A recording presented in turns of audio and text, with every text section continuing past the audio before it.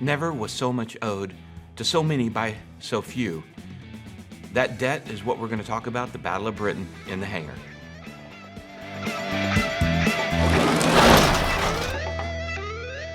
Hello and welcome to In the Hangar. I'm Dan Milliken, and we are sponsored by so many great sponsors. Check them out in the description below, and we're going to talk more about them at the end. I'm so pleased we have Ray Harris joining us. Ray, from the History of World War II podcast, thanks. Thank you for having me. I appreciate it. Okay, so for those that don't know, I've been taking a lot of long drives, and I wanted to hear a podcast on World War II, did a search, Right. and like yours was the only one that came up, Right. and man, is it good. Well, I appreciate it. Even if it wasn't good, the fact that it's the only one, I feel pretty good about that. Right. Yeah, so. You got a monopoly Yeah, right. on World War II. Well, that's why I started it, because I got an iPod, I learned about podcasts, and I just knew there was a World War II podcast. It's my favorite subject. Like you, I searched, nothing was there. I thought about it for a couple of years, and then I just jumped in 2010, I believe. And you thought you'd have, what, 10, 20, maybe even 50 episodes? I could wrap up World War II in 50 episodes, sure. Now I'm on episode 403. So I was 403? Off. And what year are you? I'm in September of 1942, so I need another 400 or 500, and then I'm sure I'll get close to the end. Yeah. Wow, that's just amazing. Well, one of those episodes, one of those series of episodes. Right. I don't know how did you do about 10 or 12 episodes just on the Battle of Britain? I think a little bit more than that, yeah. What it is I just kept finding great content, and I'm like, I have to share this. And so I literally was able to do a day-by-day, and at times an hour-by-hour account of this incredible event. What I enjoyed in listening to it was that you actually gave a scorecard of the kills, Right. of downed planes Right. by both sides daily. Yeah, well, I think it was needed because as this is going on, the Germans have never tasted defeat. They know they're going to win. In fact, Goering said to Hitler, give me 2 weeks and I'll have this wrapped up. And so I thought it was important to show the damage done to the Luftwaffe as this was going on, because what they don't know, as they're losing 100 pilots a day, 100 planes a day, Hitler's already thinking about the Soviet Union. So the Luftwaffe will not fully recover from this before they take on their greatest challenge yet. So again, very important. And they didn't know at the time, because you can't tell that you're about to lose, but this was the beginning of the end of the Third Reich, because they're not going to recover from this, not fully. All right, so set the stage for us. Where are we at in history in the war? And what are the stakes and the players involved? Right.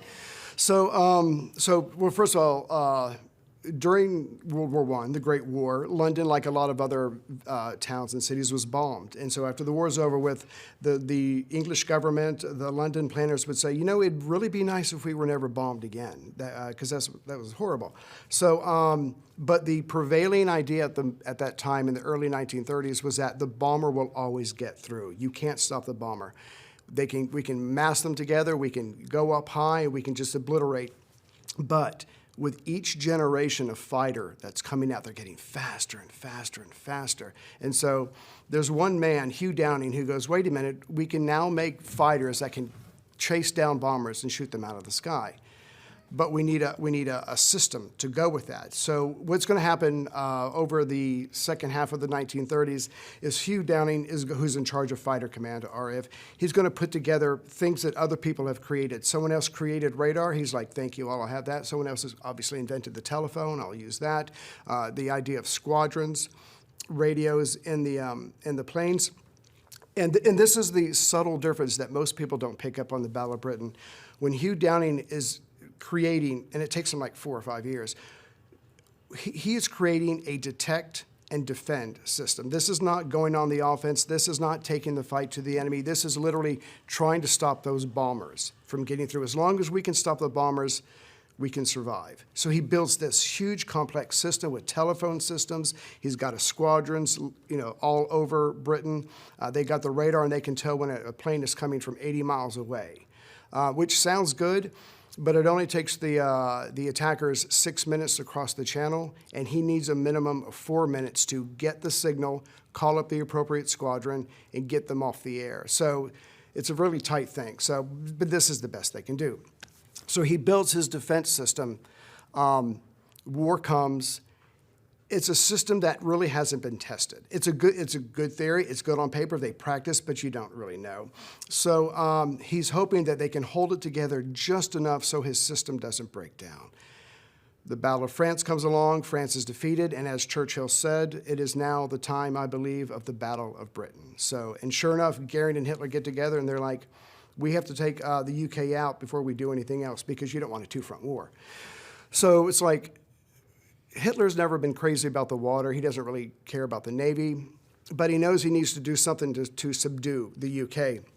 So step one, no matter what they do, step one is they have to clear the skies of the Spitfires, of the Hurricanes.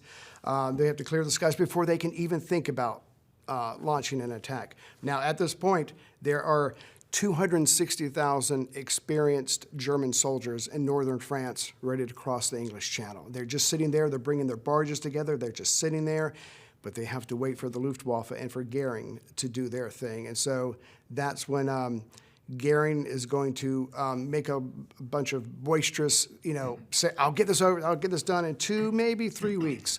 And so the fighting commences. Yeah. Okay, so that sets the stage and gives us the major players. And you mentioned radar, and listening to your podcast, something that I didn't realize, and I think maybe other people, I always thought that like Great Britain was the people who kind of really, maybe invented it, but really brought it to the front and probably invented it. Right. But it wasn't. It was actually, and I thought, well, what a great advantage they had over everybody Right. else. But it actually was invented by the Germans, Yes, wasn't it? they invented it, but this is the part, and I thank you for asking that, because what Downing does is he incorporates it into a much larger, again, detection and defense system. So radar in and of itself can only do so much. You have to be able to respond appropriately. What the Germans do is they take radar and they use it a very different way. They use their bombers in a very different way. And what they do is they focus on close ground support. Their planes are nothing more than to back up the panzers and the men, which you can't argue with the results. I mean, Poland, Denmark, Norway, Luxembourg, Belgium, and then France. So their system of warfare with their radar, with their planes, Was working. is utterly brilliant. I mean, they have never lost. But now they've got to take the fight to someone, and it can only be an air battle. That's a whole different kettle of fish, and I don't think Goering gets that at first. And Goering did not fully appreciate how Downing had incorporated it into the larger system. It was only a piece of Downing's response system. And so, Which is interesting because you could see that in Goering's early strikes. Yes. That he strikes against, he flies over all the radar installations to go get whatever. Right. And eventually, Huge mistake. he starts to He does. get onto But it. see, even that, he doesn't fully get it because he'll have they've got like just a chain of radar stations just on the southern coast. He'll take out a few towers. But if you look at the towers, it's nothing more than almost some cheap scaffolding, a wire, and the apparatus at the top. When you bomb that and it falls over, you just get another one, stick it back. Within 2 hours, you're up and running again. But he saw it as, it's been wiped out, so when we come over the next day, it's going to be easy. No, the radar's back up and running again. The system has not been broken. And he's going to come close with sheer numbers in September, but he never fully breaks the system that Hugh Downing came up with. Okay, so we've set the stage, we set the players and the major set pieces. What about the airplanes? What were the airplanes involved in this battle? Right. So for the defenders, the Spitfire that everybody knows and loves, it's just a beautiful thing to behold. Beautiful, Yes. beautiful plane. But unfortunately, because it becomes the symbol of defiance, it gets maybe a little too much credit. Okay. The Hawker Hurricane. The Hawker Hurricane can go 330 miles an hour. The Spitfire can go 350 miles an hour. But the Hawker Hurricane can just take damage and keep going. So, and unfortunately, the way it unfolds for Britain, the reason they suffer so much is because more hurricanes came out at first than Spitfires. Eventually, it'll come out and things will be well. But in August and early September, they struggle for a while because the hurricane can't quite keep up with the Messerschmitt 109. It's good, it's not that good. But eventually the Spitfire comes out, And what Hugh Downing says is he goes, okay, by looking at all the information we have from now on, the Spitfire goes after the 109s, the Hurricane goes after the bombers. So they specialize in their response. So again, they're just constantly tweaking, getting better. For the Germans, you've got the 109, you've got the Me-110, a fighter bomber, you've got the Dornier bomber, you've got the Heinkel 111 bomber, and then you've got the Stuka bomber, which scared everybody in Europe. But it was so slow. The British pilots have absolutely no trouble taking them out. In fact, after just a couple of days, Goering goes, no more of those dive bombers going over. They're just too slow, and they just get shot out of the sky. And the initial phase of this, Goering ends up losing a lot of his most veteran pilots in that. And that's what makes, like when I get emails from people and they say, why is the Battle of Britain so important? My first thing I have to say is, well, there's a list. The first thing is, this is the first battle that is solely by air. This is the first time the Germans have been checked and they've never known defeat before. This means that the Americans will be able to use the UK as a base when they eventually come into the war. And as I said earlier, the Luftwaffe will never fully recover from this. And so when they go against the USSR, they've almost got one hand tied behind their back when it comes to their air power. I think overall, by the time the Battle of Britain is done, the Germans will lose 1,700 planes, 2,662 experienced crewmen. You just don't get over that. I mean, they'll still go on and do amazing things, but it's not going to be the same. And earlier we were talking about some of the pilots involved, and because they're British, they're wacky, they're goofy, they're that stiff upper lip kind of thing that you see when you see photos of them sitting in the lawn chairs, just playing cards, waiting for the next time to scramble. What you don't see is they're losing a lot of friends. They're losing comrades. They're losing boyhood friends. They're losing people that they went through training with. But because the Germans are coming over 3-4 times a day, every time the weather is clear, they don't have time to deal with their pain. They just have to be ready for the next one. So we were talking earlier about Douglas Bader. Yeah. What does the word, epitomizes? Is that Epitomizes, epitomizes the pluck and the determination. He's a pilot. He's an experienced pilot. He's an acrobat. He does all these zany things until early 1930, 1931. He gets into a horrible accident, and he loses both legs. And, of course, the RAF says, thank you for your service. You're done. But he's so determined to fly, and he knows, like everybody else knows, that war is coming. So he's like, no, I'm going to get back in the cockpit. You're not going to stop me. And they're like, you can't do it. He's determined. He gets his health back. And as they get closer, they're like, we need you. You're just too good. We need everybody we can get. In fact, as you probably know, you've probably seen the Battle of Britain movie. Eventually, there's going to be Poles, Czechs, French, South Africans, Canadians, and Americans like and Billy Americans, Fisk. yeah. Billy Fisk, a wealthy socialite playboy, is able to go over there and respond as well. So it truly becomes an international defense of the UK. So, so go back to Bader. Yeah. What kind of prosthetics did he have?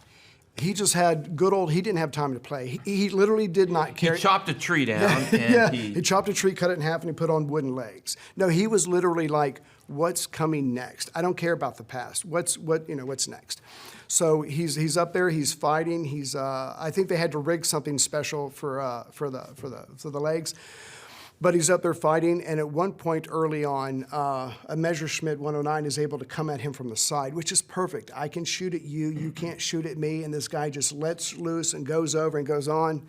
And Bader sees him coming, he kind of does like this. Bullets come through the cockpit, right into his leg. He looks down, and he just starts laughing. You got me. You got me. He doesn't care, he just starts laughing. And he goes on and he keeps fighting. He just got a new wooden leg for the damage. Cut down a new tree. Yeah, exactly, yeah. Now the Germans, because of all of their successes that we had talked about before, they've got people like Adolf Galland, who is going to have, before his career is over, he's going to have 100 aerial victories. Wow. Yeah, and he gets a lot of them in France, he gets a lot of them in the Battle of Britain, and he gets a lot of them in Soviet Russia. Another guy is Werner Mulders. just Hollywood good looks guy. Just, he's got the scarf, he's got the leather jacket. He just fits what you think of as a fighter pilot. He also will do amazing things, and he will have a lot of victories in the Battle of France, and he also will go on to have at least 100 victories. So they've got some aces. But as the war goes on, they lose more and more of their experienced pilots. They got to bring more people in, and it's just not the same. Let me throw a curveball at you that's not you may. Love I didn't curveballs. research. So Yeah. something came to mind when you were talking. I've read over and over again all these German aces with triple Yeah. digits and Yeah. kills. American super ace like Pappy Boyington's like 30. Yeah. And another ace in America might be a 31 or 32. Right. But then you got these Germans, hundreds and hundreds. Yeah. What were the top ace in Great Britain? Do you know? As far as the Germans? No, top ace in Great Britain as far as kills. So I know the top ace in US is 32. Right. Great Britain, were they in the 30s, 40s, 50s? Did they get into the hundreds? I Because don't- I'm wondering, why is it that the Germans had multiple 100 plus ace? The answer is no, they normally didn't get up that high, and actually didn't get anywhere near that. But here's the reason why the Germans got so high. A lot of their kills, a lot of their scores, came from when they first invaded Soviet Russia. When the Russians had really bad planes, they were caught by okay. surprise. So they are literally able to wipe out... Fish in a barrel. Fish in a barrel. They were able to wipe out entire units for hundreds and thousands of miles along the Eastern Front. So, yes, it looks impressive on paper, but I shot down an 18-year-old Russian kid who was in a bad plane who didn't know what he was doing. But it still counts as a victory. So there, you could say their numbers are inflated, whereas the British, the Americans, the South Africans, the Czechs, when they take someone out, they're taking out an equal. So it's much more... A warrior. An experienced warrior who's probably an ace in their own right. So apples and oranges. That's good. That's good. Let's go now to the Battle of Britain, the key moments. You mentioned that this was the beginning of the end Yes. for Nazi Germany. What were the key moments? Key moments is, okay, so Goering, there are times when Goering can be cold, calculating, and brilliant. And then there are other times he's kind of like Hitler. He's emotional, he's irrational, and he makes bad decisions, and he thinks he can just bluster his way to victory. So at the very beginning, when he's pretty sane, because Goering was on pain meds for his back, something happened when he was younger, so sometimes he wasn't all that lucid.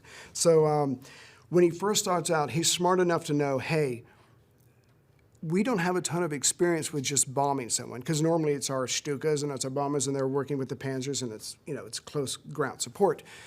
So we're kind of new at this. So he starts out. It's August 13th, 1940, and they're going to call it Eagle Day, as in the eagle's going to get his fill, and so. They practice. What they do is they're going to attack 3 times that day. The first time they come over with 120 planes, which to me sounds like a lot, but those numbers are going to be dwarfed in the next couple of weeks. They come over with 120 planes, again, because of Hugh Downing's system, and this is something that Hugh Downing does that he doesn't tell anybody because it would upset people very much. He has told his squadron commanders, his group commanders, only send up enough planes to check them. Yeah, we could send up a lot more, but we might lose a lot more, and we've only got so many planes. There's only so many planes in the pipeline. Interesting. So just enough to win, but not enough to obliterate, because if we lose too many planes, the game's over. So anyway, so the Germans come over 3 times in one day, and August 13th, Eagle Day, and by the end of the day, the Germans have lost 47 aircraft, and the British have lost 13. That's exactly what Downing's system is meant to do. We inflict more pain than we lose, more planes. And let me interject here. An interesting thing about Downing's strategy would be that now all the Luftwaffe is reporting back, the British only have a small number of planes. Yes, exactly. And not only that, but as this goes on and it's clearly not working, and there's one day that I'll get to where the Germans lose literally 100 planes in one day, just one day. Goering starts getting animated, he starts yelling, he starts threatening his people. And what they do, they want to survive, they start lying to him. Oh, no, this is working brilliantly, sir. We got the RAF on its knees. And he's like, aha. So we'll get to that. So on the first day, Downing's system works the way it's intended. Yes, we lost 13 pilots, but it's working. So the next one is August 18th, and the British are going to call this the hardest day because the Germans come over with a lot more bombers, and these bombers are escorted by fighters, but there's also free-range fighter squadrons. You just go over there and cause trouble and shoot up as much as you can. That's a horrible day for the Britons because, you got to go after the bombers, but then those fighters are just strafing. It's ugly. But at the end of the day, the Germans lose 100 planes. The British lose 74. The British can't afford to lose 74 planes in one day. So this is where Downing's system is starting to crack. It's like, I don't know how long we can keep this going. Then comes September 7th, 1940. Goering has been told that the RAF has been broken. They're on their knees. Congratulations, sir, you've done it. Please don't shoot me. So what does Goering do? Okay, now that we've wiped out the RAF, let's go bomb London.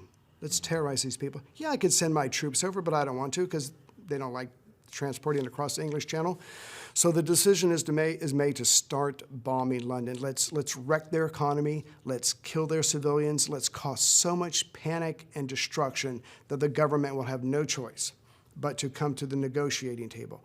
Hitler would have been happy if Churchill had just said, we'll keep our British Empire. You get all of mainland Europe. It's all yours. We're not going to contest it. Congratulations. And he would have been happy with that. But that's not Churchill. No. Churchill's like, no, we don't ever.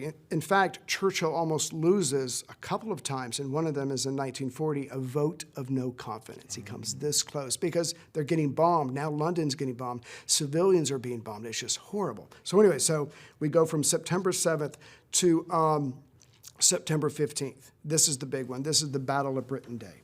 So this is, I'll tell you why it's called the Battle of Britain Day in a minute. So it's September 15th. The Germans bring over 500 bombers.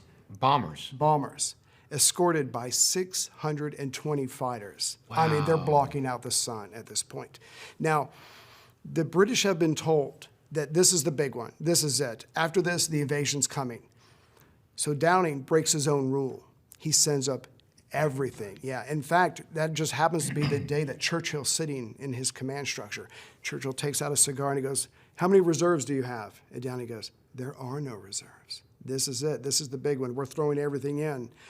Fortunately, it went well for the British because by this time they've got working together with your wingman and coordination with the radios and the planes.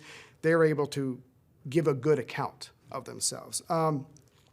But they only lose 40 planes that day, but by the time you add up all the losses they've gotten, it's just not working out for the Luftwaffe. They just cannot break these guys. And Hitler starts to look at Goering and go, I think you're lying to me. I think someone's lying to you, and you're lying to me. So Hitler's like, nope, it's over with. You can keep bombing them. In fact, I want you to bomb them at night because we're losing too many planes, but we're not going in. This is over. So that's the battle. The Battle of Britain Day. Yes, September 15th. September 15th is the moment that Hitler says, yeah, we're not going to do this. Yeah, for him, we're not going to invade. Exactly. For him, it's September 17th because he's got to get all the reports in. But for the British, they really believed, and there was some miscommunication that this was the big one. So they throw up everything. Now, if they had done that from day one, they probably would have lost because they would have lost so many planes if they had committed everything. You know, you can't shoot down a plane if it's not engaging you. So they would always hold back reserves. But on this day, they let it all go. So Hitler can see that the RAF can still respond impressively, and it's mid-September. Fall's coming. This is not going to work. So he's in love with the idea of Russia. Yeah. Here's what most people don't know, and because it sounds weird. Hitler admired the British. Yes. He admired Churchill. He admired the stiff upper lip, and he tried to be like that and stuff like that. In fact, that's why he had the weird mustache. Because of World War I, the British officers had this. And I don't know why it doesn't look good, but Hitler's like, I want to be like that. So he admires the British. He hates communism. He hates Stalin personally. He hates the Slavic race. He wants to wipe them out. His heart was never really in the Battle of Britain. It was for Goering, but it wasn't for Hitler, so he has no problem going, cut it. We're going to focus. Next year, we're going after the USSR. But what he may not have known is that his Luftwaffe has just been cut at the knees. So it was touch and go for a long time, but Hugh Downing's system, it cracks. but it doesn't break. Wow. Yeah. All right, so let's go this. What if it had broken? What Right. if Hugh Downing's system had failed? The RAF becomes almost nothing, Right. of no consequence, and Hitler sends over the barges. Yeah. What would have happened? Well, there's been several TV shows done on this, and I've gotten this question a couple hundred times, and no one ever likes my answer. Okay. So prepare to be disappointed. So what it is let's say the RAF is wiped out. They're able to go in there, they're bombed, their radar, and they bomb them every day and whatever. The Germans might have been able to get some men over the English Channel once. They're not going to be able to do it again. You know, the Royal Navy is going to come in masse. And if a force gets over, not only are they going to be met by the English, but they're not going to be resupplied, they're not going to be reinforced, they're not going to get any ammunition, they're not going to get any food, they're not going to get anything, because you might be able to wipe out the RAF, which is kind of fantastical. There's no way the Germans can wipe out the Royal Navy. I guess that's a really interesting point. Hitler and Goering were trying to win this in the air. Yes. Really, they had to win it on the seas. Right. But here's the other part of it, and this is only my opinion, so be ready for some hate mail. Right. For me, and I've gone back and forth over the last 25 years on this, I think Hitler was orchestrating the greatest bluff in military history. He gets 200,000 men in northern France. He gets ships together. I think between that and the Battle of Britain, I think Hitler was really just kind of hoping Churchill would go, we can't, it's yours. Hitler was never going to pull the trigger. I personally don't think he was. Now, don't get me wrong, he probably wanted to because they had never lost. They never lost, they're like 8-0. Right. But again, water. Hitler doesn't like it. He actually told Mussolini, he goes, I'm afraid of water. He said something like, I'm afraid of water. It just didn't work for him. So at the end of the day, even if the RAF is wiped out, I honestly can't see the UK going down in defeat in 1940. And if anything, Hitler probably went back in the history books and read about the Spanish Armada and went, yeah, no, well, that's not going to happen to us. So I think he was bluffing, but because he's the leader of a powerful nation, he was able to do the world's biggest bluff. Wow. That's my opinion. That's interesting. Yeah. No, I hadn't thought about that. I thought, they would have been speaking German in English. Yeah, and maybe we would have too. Who knows? Yeah. All right, well, very good. Well, Ray, thank you for coming on and sharing with us about the Battle of Britain. Thank you very much. The first completely air battle that was ever had. Right. Everything's determined by the pilots, their planes, and the crews that support them. Okay, people want to listen to your podcast. Where do they go? What do they do? Well, the good news is I've gotten to the point where if you just type Ray Harris Jr., it'll pop up if you just type World War II podcast. Officially, it's the history of World War II podcast.net. But if you just do a search, because I've been at this so long, because I obviously like pain, it'll probably be the first thing that pops up. Awesome. I know it was the first thing that came up for me. So thanks again for coming on, and we'll have you back. All right, thanks. And thank you guys for watching. And if you can, definitely check out Ray's podcast. I've been listening to it for a while now. And I just remember getting to like episode 220. Finally, we reached Pearl Harbor.